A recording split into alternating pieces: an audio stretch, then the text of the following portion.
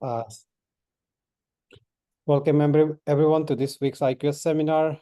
Today we have Abhishek Chakraborty, a PhD student in the group of Andrew Jordan. He will be talking about high-fidelity two-qubit gates between fluxonium qubits using a tunable coupler. Abhishek, please. Thank you, Vivek. Hi, everybody. Yeah, like Vivek said, I work with Professor Andrew Jordan at the University of Rochester and Chapman University. And a lot of what I'm going to talk about today is done in collaboration with other people at Chapman University and also our experimental collaborators at University of Berkeley. While I'm going to talk about our work on a tunable coupler with fluxonium qubits, I'd like to start with just a broad bird's eye overview of the field of quantum computing and why we're interested in superconducting qubits and why specifically we're choosing the design that we did. So from this bird's eye view, if you look at the various platforms of quantum computing, right, the different hardware implementations, there are 5 main kinds of platforms that seem to be popular in both in academia and in industry. Here on the right, there's a chart I found off of McKinsey's website showing how much funding there is in each of these sort of avenues, quantum computing. And right off the bat, you can see that superconducting qubits is, one of the most popular platforms to implement quantum computing hardware. And so much that, the big companies like IBM and Google have thrown their money behind this kind of platform. One of the most popular after superconducting qubits is the trapped ion implementation, which Quantinuum, formerly Honeywell, does. But why do people like superconducting circuits this much for quantum computing? And if you look at the left plot, that starts to make a little bit of sense, right? So on the horizontal axis is a gate fidelity, which sort of means like how accurate are your operations on your quantum computer. On the vertical axis, you have gate latency, like how long does it take to do an individual operation? And the reason this is important is because quantum computers or qubits themselves suffer from errors of various sorts, right? They have a so-called lifetime within which you have to perform whatever operations you want to perform. And if you'll notice, this blue box that I've drawn in the bottom shows results from various superconducting qubit experiments, which have achieved both low gate latency, so very fast gates, as well as very high fidelity gates in the bottom right corner. And so that goes a little way in explaining why the larger quantum computing field is interested in superconducting qubits. So now zooming in a little bit more, I know a lot of people here are familiar with the basics of superconducting qubits, but I thought an introduction would be good. So we're going to focus on a particular architecture of superconducting circuits, namely the 2D planar architecture. So everything we talk about will be happening on a chip in 2 dimensions. And this is a very promising platform for quantum computing because it's inherently, because of the 2D nature, it's quite scalable, right? It's scalable in the same way as your processor chips in your computers are scalable for the same reasons. They can be fabricated using similar technologies. And like I showed you before, they have reasonably long lifetimes and can give you very high fidelity gates. In addition to all of these, since these are just basically circuits, that means you have a certain flexibility in designing these circuits. And indeed, we'll look in the next slide at the zoo of superconducting circuits that have emerged over the past few decades. However, like most of the other platforms as well, there are some limitations to this architecture. That being, since this is a 2D planar architecture, you have limited connectivity because you can only couple to things that are neighboring on your chip. And so that has effects in like the circuit complexity of the kind of quantum algorithms you can run, because now your quantum circuits involve swapping qubits to make gates between qubits that are far apart away on your chips. There's also the usual errors and uncertainty coming from fabrication and material quality. This is not uncommon in other like computing 2D systems as well. However, these are artificial atoms, and by the nature of being artificial, they are not as uniform as some of the other quantum computing platforms based on, say, like neutral atoms or trapped ions, where nature manufactures your qubit for you. The last, and I think one of the biggest hurdles of scaling this technology is the fact that you need to cool this down to tens of millikelvins just to be able to get your qubit to behave like a qubit. That's because room temperature superconductors are still not very practical in these kind of use cases. But so let's take an overview of this architecture, right? The main source of magic of these superconducting circuits really are this element called a Josephson junction. Really, it's if you want to think of it in intuitive terms, it's like a nonlinear inductor. What that basically means is that in a normal inductor, right, like the one you see in the circuit on the left, labeled part A, what would happen is that the inductance doesn't really depend on the current flowing through the inductor. However, in the case of a Josephson junction, it does. And so that allows a certain kinds of behaviors to show up, which you cannot get from simply linear materials. So as an introductory example to how superconducting circuits work, imagine this case of having a simple LC oscillator, right? You have an inductor and a capacitor.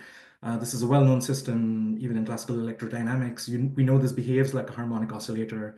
And if you make this out of a superconductor and cool it down to the state where you are now in the regime of quantum physics, it behaves like a quantum harmonic oscillator.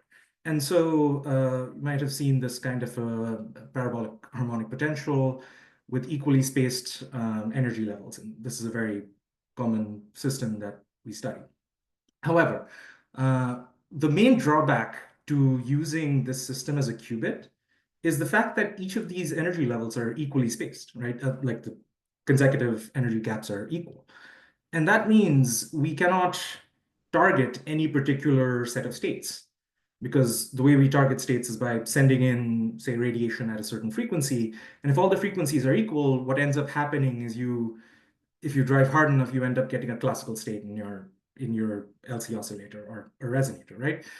Which isn't very useful for quantum computing in that form. We'll get to talking about how those things might be used, but so one of the changes that people made or people noticed was that if you replace this linear inductor with this nonlinear Josephson junction, what ends up happening is that instead of having this harmonic well, you get this cosine potential, right? So that you can see in this equation over here that represents the energy for a linear inductor, and that gets modified into this cosine kind of potential, where phi is the superconducting phase across this Josephson junction, or across the inductor in this case. And so because of this potential being relaxed to a cosine potential, what ends up happening is that these transitions are no longer equally spaced. And what that means is that we can now selectively choose which set of states or which pair of states to target using our control beams.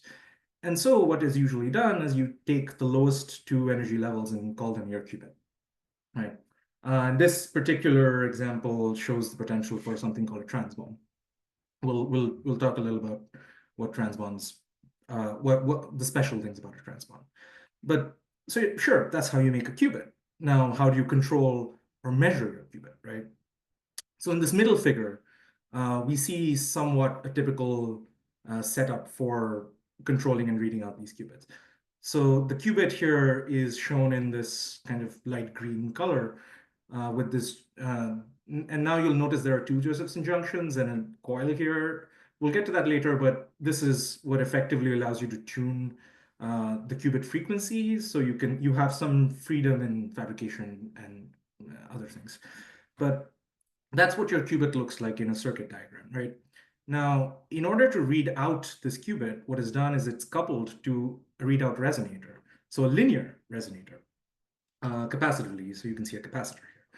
And the main effect that allows us to read out this qubit is that if the resonator frequency and the qubit frequency are very far from each other, then effectively the qubit and the resonator cannot exchange energy, right? However, there is a qubit state-dependent frequency shift on the resonator. So, and so what you see over here in these sort of semi-infinite cylinders are transmission lines. And so if you send a microwave tone, because all these frequencies are in the frequency regime of microwaves, if you send a microwave tone down this transmission line, what will happen is it'll reflect off the resonator port, or you can also do a transmission measurement, but it'll reflect off the resonator port, and the frequency shift you measure will tell you what state the qubit is in. And the good part about this is you can do this non-destructive, right? What's called a quantum non-demolition measurement. And so while this is a circuit diagram, on the right is what it actually looks like on a circuit. So I've sort of drawn arrows to show you where the things are. This little yellow cross is what forms the qubit pads, the qubit capacitor pads that you see over there. This orange meandering trace is what forms the readout resonator. So that's the thing whose frequency shifts depending on the qubit state. And there are other parts of the circuit as well. So this purple line at the bottom is really this transmission feed line. And sometimes you put in another resonator to prevent your qubit energy from leaking out and make your qubit live longer, and that's this little blue trace, but that's not really important. Of course, all of this needs to be super cooled. So what they do is they put it at the bottom of this several stages of control and electronics, and then this is basically what goes inside this. This is a dilution fridge opened up, and so what happens is at each consecutive stage, the temperature is lowered and lowered until it hits tens of millikelvin at the bottom, and that at that point your circuits are superconducting, and if you've attenuated all your signals enough so that there's very little power going into your circuit, you can start seeing quantum behavior. Okay, now I promised you the zoo of superconducting qubits, and so here they are. So we're going to chart a little course through history and how superconducting qubits have evolved and some of the motivation to these designs, right? This plot over here is very full of details, but they don't matter. The important thing is that as time has progressed, going from the early 2000s to now, we've seen improvements in lifetimes by several orders of magnitude, right? So notice that the vertical axis here is logarithmic, right? And so we've seen up to like 5 to 7 orders of magnitude improvement in how long these qubits live. And so that combined with the low gate latency I talked about earlier is what makes this a really good platform for superconducting, for quantum computing, right? So if you look at the early 2000s, right, the circuits were really simple, and this sort of looks like the things I showed you earlier. These circuits are what we would call canonical superconducting qubits, or because the degrees of freedom that encode the quantum information are really canonical degrees of freedom of the charge carriers themselves, like the charge, so the number of Cooper pairs that tunnel across this little junction. That's what the Josephson junction is for. And then you can set up inductive loops such as this, where you can set up current states. And since these are superconductors, they're persistent current states, they never really go away. In fact, we've seen coherence of these states for more than a year even. And so the states you encode your information, it might be the counterclockwise and the clockwise circulating currents of this, right? There's various designs of these qubits, but the inherent problems were that these were not protected from the environmental noise, right? So if you have a fluctuating charge somewhere on your circuit, that will shift the energy of your qubit and cause it to die, basically, right? That reduces the lifetime. And so one of the main advancements in this direction was made in 2007 with the transmon, where they saw that if you shunted your Josephson junction with a very large capacitor, right, that capacitor would effectively act as a reservoir of charge. And so any small charge fluctuations wouldn't really affect your qubit that much. And so the transmon has become the workhorse of the superconducting qubit industry, if you will. Both IBM and Google use the transmon for all of their results, even their recent quantum error correction results that they've shown. And this is a very successful qubit, but it does have various limitations. One of them being not shown in this diagram, but shown earlier, you can, instead of having a single junction, you can have two separate junctions. And then the magnetic flux that threads that loop tunes your qubit frequency. However, this introduces an additional channel of noise to your qubit, right? So now if there's a magnetic field fluctuation in the neighborhood of your qubit, that will cause your qubit frequency to shift, and therefore your qubit will not live as long. So one of the ways to get rid of that was to just shunt the whole thing with a very, very large inductor, right? And the main challenge for this is, if an inductor is basically a piece of wire on your circuit board. However, to make a high enough inductance, you would need a very, very long trace, and that introduces other problems. So instead of going with a geometric inductance, what they did was they used a junction of these Josephson junction arrays. They used an array of Josephson junctions to create what is called a superinductor, right? So this can give you very, very high inductances, and it basically behaves like a linear inductor. Therefore, the fluxonium qubit is protected both from charge noise and from flux noise to a certain extent, with the additional benefit that now you do still have an inductive loop, which you can tune using magnetic flux to get various parts of your qubits to tune, right? And that's primarily what we'll be talking about in the second half of this talk. But we didn't stop there, right? There were various iterations on this, these two kind of qubits. There were various other qubits designs that are slight differences on these, but a whole different set of sort of qubit implementations were made out of bosonic cavities, right? So earlier we said that because each of these spacings between your consecutive energy levels are equal, you can't really target one of them, and you'd create these basically classical states. However, you can create superpositions of these quote-unquote classical states to get a quantum, what's called a Schrodinger cat state. And turns out you can encode quantum information using these, and quite successfully. There have been different designs of this kind of Schrodinger cat qubit, and one from within our Chapman group as well. I encourage you to go look at Erwin's talk from 2 weeks ago on a particular implementation of these qubits. And however, this has only been speeding up development, right? So we are now at a stage where these qubits, both bosonic and like superconducting 2D circuits, can be used for error correction. And the important thing there is that for a physical qubit implementation to be useful for quantum error correction, there's a certain threshold of errors you have to meet, right? So your errors of your qubit have to be lower than a certain threshold in order for you to be able to use them to do quantum error correction and create a logical qubit that lives much, much longer. And so that is called break even. And over the last 2 years, we have seen multiple experiments out of Yale, out of Google, that have shown quantum error correction beyond break even using superconducting qubits. And so while the lifetime continues to increase in this positive direction, there is also the fact that, as you can see, these qubits are getting increasingly more complex, right? So that involves more engineering design and more control, right? So let's take a look at why we're talking about fluxonium today. So if you remember when I mentioned about the transmon, was that because of this nonlinear inductor that the Josephson junction implements, you get a cosine potential. And that's kind of what I've shown, right? So this is a cosine, and so the infinite harmonic well is now not an infinite. It's a finite cosine potential with periodic, which is periodic and therefore supports block-like states.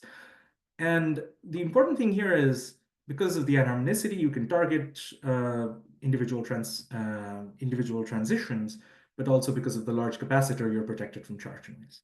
In fact, the system behaves somewhat like a pendulum with this phi, or like flux-dependent gravity effectively, and the gate charge, so to speak, which is you can bias one of the capacitor pads to have a certain amount of charge that behaves like this, like a rotor that pushes you into the next well. right? And while this is protected from charge noise, and we've been able to achieve really good lifetimes with these qubits, we're still susceptible to flux noise because of this squid loop, and it's called a squid loop when you have two junctions on them, because of this inductive loop that threads magnetic flux, and so you can lose information to the environment through that.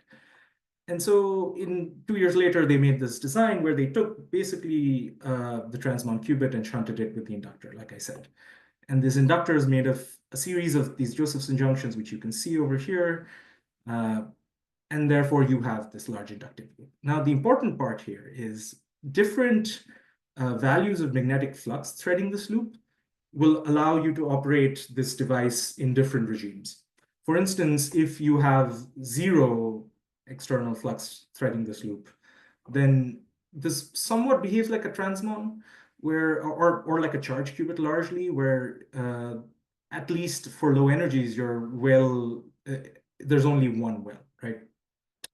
However, if you thread what is called half a flux quantum, so a flux quantum's a particular quantity, and if you thread half of that through this inductive loop, your potential develops this double well structure. And this is very similar to earlier qubit designs like flux qubit, right? Where because of this double well potential, your basic eigenstates are essentially counterclockwise and clockwise currents circulating this inductive. Now, if at half flux quantum, what happens is that both of these wells are degenerate.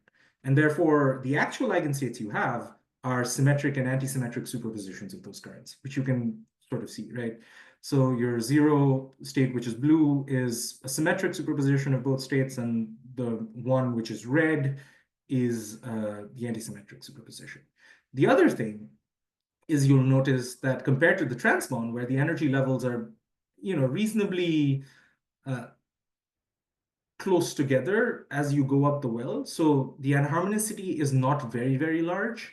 However, in fluxonium, you can have very large anharmonicity such that your 0-1 qubit subspace is far detuned from any other energy levels, therefore allowing you to selectively target those transitions with much better accuracy than you could with the transmon. Right.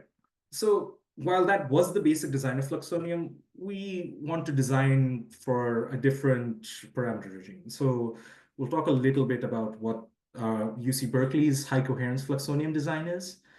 And this was a blueprint laid out in a paper by Wen et al. In 2022, where they talked about the scalable architecture of having fluxonium qubits with couplers in between them. And then you can have 2 kinds of qubits, and each of them would be connected to a readout resonator. And so you get this sort of 2D grid that you can use for quantum error correction and other things, right? Now, to create this sort of a design, we would be using the same kind of behavior of fluxonium, there being, the lowest lying 2 eigenstates being far detuned from everything else. And in the particular parameter regime we're looking at, the frequency of the qubit at half flux quantum is something around a gigahertz. So in panel A, you can look at qubit spectroscopy, where on the horizontal axis, we're tuning the external flux through that inductive loop. And on the vertical axis, you see the qubit frequency. And the important thing is you see a wide variation in the qubit frequency, right? So you can get frequencies from about a gigahertz to even 5 gigahertz, right, at the 0 flux quantum point. Importantly, at the half flux quantum point where the qubit is very stable, so that's where the qubit has very high lifetimes, you can see that the 0-1 transition, so the qubit frequency is very far detuned from any of the other transitions, and that is what gives us very good protection. In addition, what you'll notice is that at this point, the slope of the frequency curve vanishes. And that slope is what gives you susceptibility to external frequency, like flux noise. And so at that point, the qubit is inherently protected to first order from flux noise. What the other important thing about this architecture is, if you look at this bottom plot over here, which shows matrix elements coupling the eigenstates via charge on the left and flux on the right, this basically tells you how strongly you can couple or how strongly you can make transitions between two states using either charge coupling or flux coupling, right? So either capacitive coupling or inductive coupling. And the main thing to notice is that the zero-band transition has a much stronger matrix element in the flux, right? So the more you are towards the right, the stronger your coupling.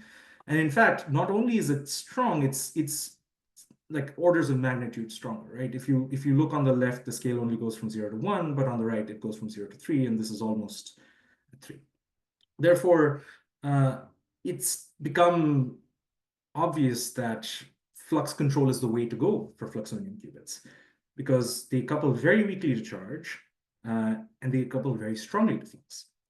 In addition, we can target various parameter regimes. So we can tune the inductance of the inductor by the number of Josephson junctions in the array. We can tune the capacitor, the EC capacitive energy, by changing the size of the capacitive pads of the qubit. And we can, of course, change the size of the Josephson junction to change the Josephson energy. And that gives us a landscape of various lifetimes, right? And so really, we want to be where the lifetimes are maximum, which is where the blue is on this curve. So that's sort of where we'll be targeting, roughly at a gigahertz EL and roughly 4 gigahertz EJ. Now, we talked about single qubit lifetimes, et cetera, and how flux coupling is the strong thing. So the main thing we want to do with these qubits beyond single qubit operations are 2-qubit operations. And so we need to make 2 qubits talk to each other. Now, there are various ways to make 2 qubits talk to each other. And I've just explained to you why fluxonium is particularly good for one such way of coupling things. But let's zoom out a little bit and look at how generally you might couple superconducting qubits to see the particular choice we make for our coupler design. So if you can couple qubits capacitively just using their capacitor pads by putting them close to each other so that the two different metal pieces can talk to each other through electric fields, you can do this in an inductive fashion by making their inductive loops be next to each other such that there is a mutual inductance between them, and that's what allows you to couple the 2 qubits. However, both of these are ways of coupling qubits statically, meaning once you have fabricated the device, you can never turn that coupling off, right? In some situations, this might be desirable, but for universal quantum computers based on gates, this is not often the case, because for gate-based quantum computing, you typically want to turn your couplings on and off to perform a given gate. And when you are not performing a given 2-qubit gate on 2 qubits, you really don't want them to interact. And so that's really hard to achieve with this kind of top row of couplers here. Therefore, people have started moving towards what are known as tunable couplers. And there's a variety of ways in which you can implement tunable couplers, and we'll look at some specifics in the next slide. But here's the two capacitive and inductive variants of a tunable coupler from recent times. On the left, you see sort of 3 transmons all capacitively coupled to each other. And the way this works is that Q1 and Q2 sometimes interact through a virtual transition mediated by this coupler. Usually the coupler is very far detuned, so when actually operating the gate, your coupler is never populated. But there are other gate schemes in which you can obviously do that. While this is a good coupling architecture, like I mentioned earlier, for fluxonium, we really want to be using flux or inductive coupling because those matrix elements are very, very strong. And therefore, one such design was published a couple of years ago based on fluxonium qubits using an inductive coupler, where the current loop shown here in orange is shared between both qubits, and that is what mediates the flux coupling. Our design is a little similar to this, but in our design, all our qubits and our coupler are floating. So they're not grounded, whereas in this design, they are. And so to see where exactly our design fits into the landscape of so-called inductive couplers, let's take a look at a very specific kind of inductive couplers called galvanic inductive couplers. And what that basically means is that your circuit shares pieces of metal, or it's directly connected by a wire. And so of course, there have been various designs of such a coupler in both transbons and fluxonium qubits. And so if you can find all these variants, and the main kind of tunable galvanic coupler that has been popular for transmon qubits was called the Gmon coupler. It was introduced by Google, and basically what it did was have a shared squid loop, a squid loop being this kind of anything that has a Josephson junction and some inductance, through the ground plane, right? And this shared inductive loop would allow you to tune how strongly you couple these qubits, and this allowed them to get very high on-off ratios, which meant they could turn the coupling off when they wanted and turn it back on, but very strongly to do gates very fast. On the floating side of things, because one of the main problems of using grounded designs is that you are inherently introducing a ground loop, and that puts you at the mercy of fluctuations of charge and magnetic field on your ground plane, right? Or current fluctuations in your ground plane. So that will provide a way for your quantum information to leak out into the environment, thus destroying your qubit state. Therefore, what some people do is they make floating qubits and floating couplers. What this means is that all the qubit pieces of circuitry are disconnected from the ground. And that is what is shown by these grounding capacitors at the bottom here. This gives you some robustness from the problem of ground loops. And our fluxonium designs also use this kind of a floating design. So the design I showed you earlier on the previous slide was a grounded galvanic inductive coupler that was made for grounded fluxonium qubits, right? But yeah, in our case, because we want to avoid these ground loops, what we did is our qubits are floating, but so is our coupler. There's no direct path. There's no direct conducting path to ground for our squid to leak out into the qubits. And so let's explore our design in a little more depth. Here's the circuit that I've been showing you. And you'll notice that because this is a floating circuit, there are 4 distinct pieces of metal,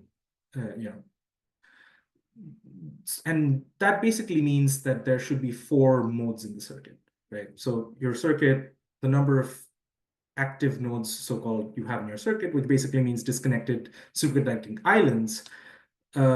Each island can operate on its own, but is coupled to each other, and therefore you get all these modes.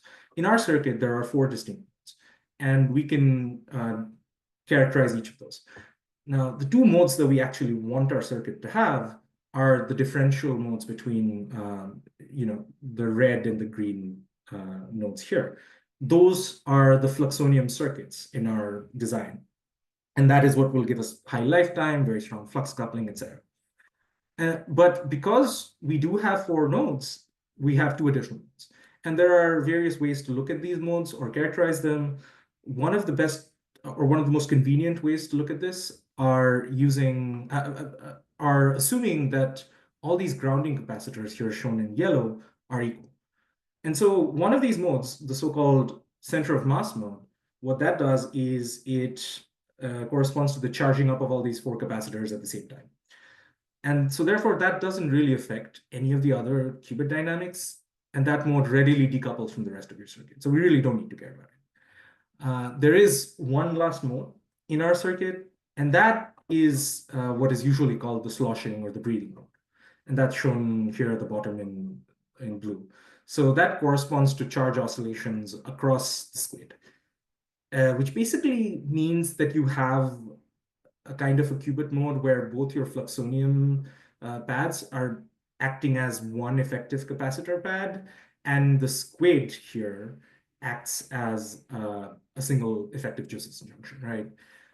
But because of the way our circuit parameters have been chosen, this particular sloshing mode is very far detuned from our qubits and is also stiff. So it doesn't participate in any of these qubit dynamics, and therefore we can really ignore it for now. However, so even though we are ignoring this mode, the effect of the squid is coupling the qubits. And so there are different ways to look at it. If you look at it just in the bare sense, you will get the two qubits shown here in red and green. That's what I'm calling H1 and H2 here. So the Hamiltonian for both those qubits are there. And then boxed here in the red are the terms corresponding to the squid, right? And so there's two different terms here. And we're dividing it into sort of symmetric and an asymmetric part. What that means is if the two junctions in your squid, EJ1 and EJ2, are basically the same, right? So they have the same Josephson energy, then you only get the first term contribution, which you'll see is the sum of those. However, if there is a certain difference between them, right? If EJ1 and EJ2 are not equal, you get this additional term from your squid that also couples these two modes. However, you'll notice that about what we are going to call the off point, the symmetric part of the interaction is tunable. The asymmetric part is not tunable to the first order. Now, while you'll notice that this coupling term contains both qubit modes, so these thetas correspond to the individual fluxonium flux operators, you notice that these terms couple them. There's a different way to look at it, right? So we can expand those terms and collect everything that only corresponds to a single qubit and separate out the terms which correspond to coupling the qubits. And so if you do that, what ends up happening is each of these fluxonium qubits ends up getting an extra coupler-dependent shift term, which what ends up happening is when you thread flux through your squid, it ends up pushing your fluxonium qubits off their sweet spot, off the half-flux quantum limit. And that is really where we want to operate these qubits, right? Because that's where they have the highest lifetimes. And so what we need to do is we need to add an extra compensating magnetic flux drive to the qubits in order to push them back to their sweet spots. We'll look at that, the effects of that in a second. But once we've taken out these terms, you'll see that there are various coupling terms that remain. And in fact, there are two ways of coupling these modes. There's a flux coupling that happens through the squid, but also a charge coupling that happens through this C23 capacitor over here. And so there may be ways to engineer these coefficients in a way such that we get our design couplings. And that's how we would want to operate our gates. You will also notice that there are indeed other coupling terms to this sloshing mode. However, the sloshing mode, because it's so far detuned, it doesn't, like none of these are actually relevant to any of the qubit operations we do. Shown here in this plot are the effective sort of energies, the characteristic energies of the circuit. That being the charging energies of the qubits and the sloshing mode, as well as the couplings between them. And now, while we see that the sloshing mode in our design doesn't actually interact with the qubit modes, maybe we can later tune it based on other circuit parameters to be beneficial to us. One way to see that is if you look at these three curves, sort of the red going down, and you can't really see the two, but the brown and the purple shown here, these correspond to the direct coupling between the qubit modes and the couplings with the sloshing. And you'll notice that these are of the opposite sign. So in fact, in a completely different set of parameter regimes, this could be used to cancel out some other interaction using capacitive charge coupling through the sloshing mode. However, we won't be concerned with that in this design. Now, I did mention the asymmetry part of the squid, and that's denoted by this little d here, which effectively corresponds to the difference divided by the sum. And so you'll see that the compensating drive required for the qubit also is affected by this asymmetry. And so really what we would like in our design for ideal operation is to have as low asymmetry in the junction as possible. So we would like our squid to be as symmetric as possible. Now, if we can get this design, what would we do with it? Or how would we operate a 2-qubit gate? And so here is an example of such a gate operation, right? we are trying to do what is called a square root iswap gate, which is a particular member of a larger family of gates called the FSIM gates, or fermionic simulation gates. And the important thing is that in the dynamics, this basically looks like mixing the states with a certain phase, right? So if you have your 2 qubits and you start with one of them excited, this will mix them with a certain phase relationship. And in the 2-qubit subspace, so in the subspace of states 0, 0, 0, 1, 1, 0, 1, 1, the unitary matrix that performs that transformation looks something like this. Now, I would like to add that usually what's done is you only include the theta parameter here, which is indicative of like the mixing angle between your qubits, between your qubit 1001 states. But in this particular matrix, we've also included a ZZ interaction, which is a conditional phase interaction that can happen when these gates are active. And the reason we do that is because these interactions are known to be parasitic. So they can lead to phase errors, and they're very hard to compensate for. In fact, you cannot correct for them using only single qubit gates. Therefore, you'd have to do some kind of advanced technique like dynamical decoupling or something like that. So we're going to examine the performance of our gates by both including this and neglecting it. Now I'll get to what's going on in a bit. So here, what we do is you can take sort of this matrix, and you can take the dynamics of your gate, which we perform by driving flux through all 3 loops. So we drive flux through the qubit loops to compensate for the SQUID flux that we apply. And given certain amplitudes of these drives, we will get the gate that we want. And if we perform this drive correctly, set of drives correctly, the dynamics of the gate will look something like shown in the bottom left here, where the orange and green states are the 0, 1, and 1, 0 states that we want to mix. So starting for one of them, we arrive at an equal superposition with a certain phase, which you can't really read off a population diagram. But the other thing to notice is that the 0, 0, and 1, 1 states, the blue and the red curves, are also excited during the gate. So this does indeed lead to a very strong, fast gate. But not only is it strong and fast, it's also very high fidelity. Now, we talked about gate fidelity way back in the first slide, and there's various ways to calculate this. One of them is using what is called a process matrix. So you can do something called quantum process tomography, where you can decompose any gate operation into a set of operators acting on your 2-qubit subspace, and you can look at how close to the ideal process matrix you are. And so in our case, here is on the left shown is the ideal process matrix for this gate.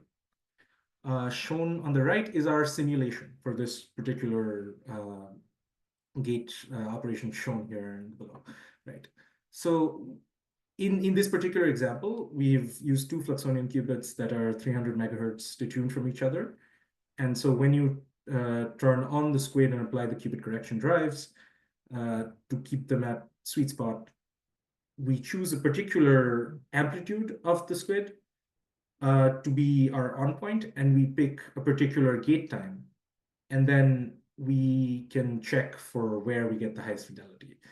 And doing so, we get, in this particular case, we get 3 nines open system fidelity, which means we are including qubit relaxation effects of about 100 microseconds, which is really more pessimistic than the state of the art. State of the art is a millisecond coherence in these qubits.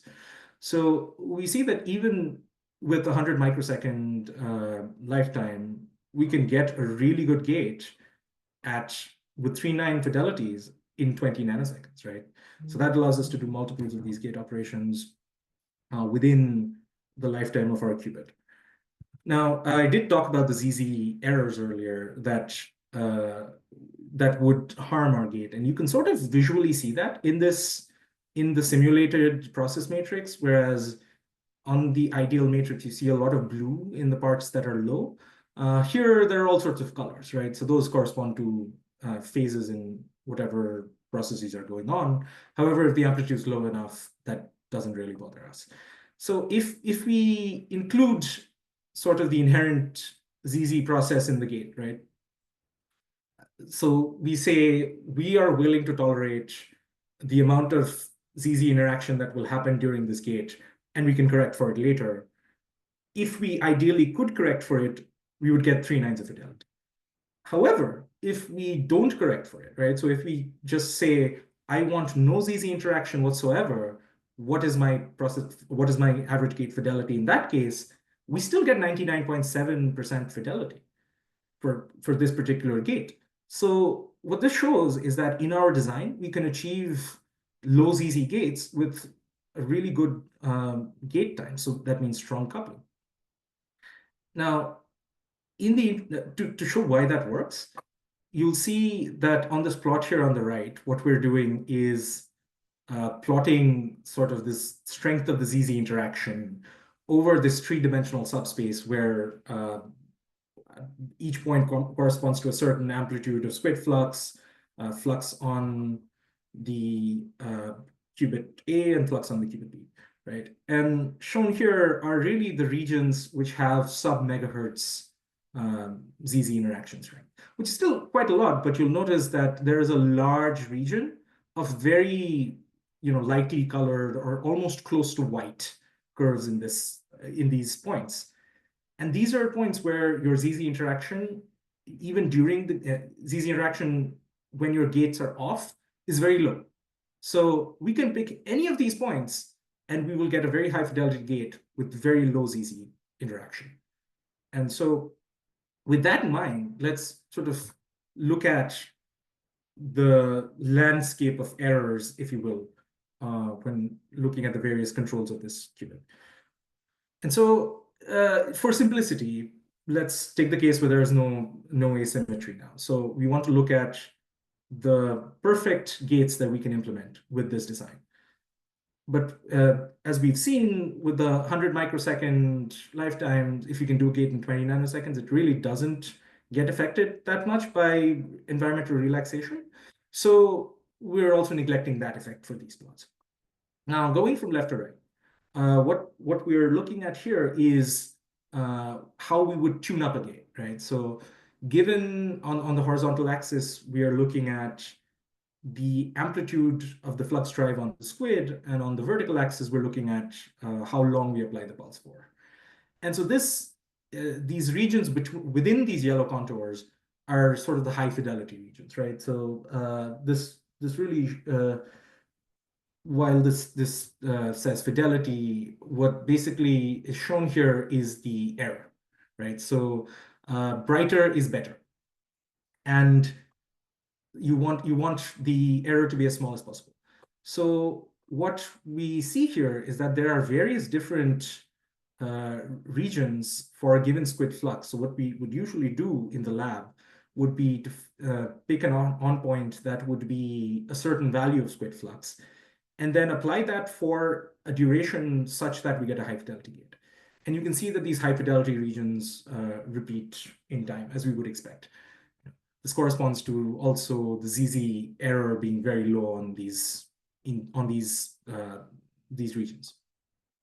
Now, I also talked about, and this is including the compensation for the coupler shift. I also talked about the need for this compensation drive on the qubits for the coupler shift. And so here, what we're looking at is really a 2-dimensional slice of the 4-dimensional space fidelity in this particular experiment. But these are all theory simulations. But what you would see is that because of the symmetry of the fluxonium potential, so because it doesn't really matter which way you tune the flux, we get this sort of cross design. And in these cross designs, you see that along the diagonals, you get various regions of very high fidelity, right? So very low error. And that tells us that, yes, indeed, even with the squid on for a gate, if you apply the correct drives on your qubits, you can get very high fidelity gates. And so that gives us some peace of mind. As a last step, we would like to compare this to show the effectiveness of the galvanic coupling. I'd like to compare this to purely capacitive interaction in this case. So in our circuit, we would achieve this by tuning the squid to the off point. So right here at zero squid flux, or zero squid flux away from the off point, and only having the capacitor mediate the transition between the qubits. And so this plot is significantly darker than this, the plot on the right is significantly darker than the plot in the middle, which shows us that just with a capacitive interaction, you cannot get as fast as high fidelity gates. And so that really is the selling point of our design. So in conclusion, our coupler gives us a very high on-off ratio and is able to give us low ZZ interactions. We are writing all these up in a theory manuscript to be posted on the archive in the coming weeks. The experiment will follow from our colleagues at UC Berkeley. We're actively working on a SQUID coupler design for 2-qubit fluxonium gates. We can further optimize the coupler for other kinds of gates because square root biswap is not the only kind of gate that you can do with these qubits. And there are also other avenues of control, such as parametric control using alternating RF fields, as well as continuously driven qubits, which are known as Floquet qubits. And there's work with our Chapman colleagues on that. This is everybody in the team. I'd like to thank everybody here who's worked on this project, and I'd like to thank the audience for listening. I'm happy to take your questions at this point.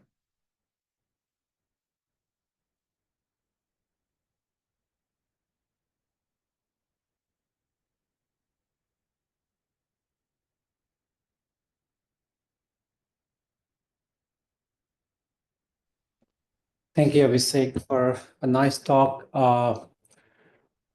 We'll be happy to take questions. So if there are any questions.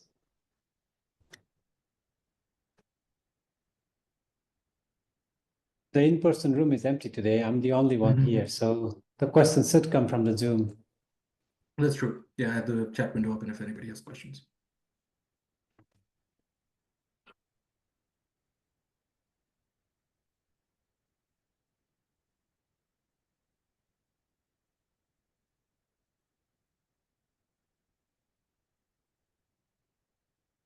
Let me start with the question then. Okay, Abhishek, you talked about there could be some non-idealities and stuff apart from asymmetry. How much do you think will it change the numbers that you saw there, 99.9 and 99.7? If you say if you take decoherence, dephasing, flux fluctuations, and other stuff, have you looked into that? Yeah. So let me talk about something I think I forgot to mention in this slide. The plots shown here include a 5% asymmetry in the qubit junctions. So even with that level of asymmetry, which is very common, so in fabrication you can get anywhere between 2 and 10%, but for the parameter regimes we're targeting, about 5% asymmetry is really reasonable. So even with that, we can get really good gates. In addition to that, like I showed here, T1 affects, T1 barely affects your qubit gate fidelity. The main source of our infidelity seems to be coming from a lot of phase errors from these higher order terms. So I think in the sense of how would flux noise, T1 and T2 affect these things, if you're at the qubit sweet spot, you are inherently protected from flux noise. So I don't see that affecting our gate fidelities at all. We've already seen the effects of T1, and the flux dephasing also falls in that bucket, I think.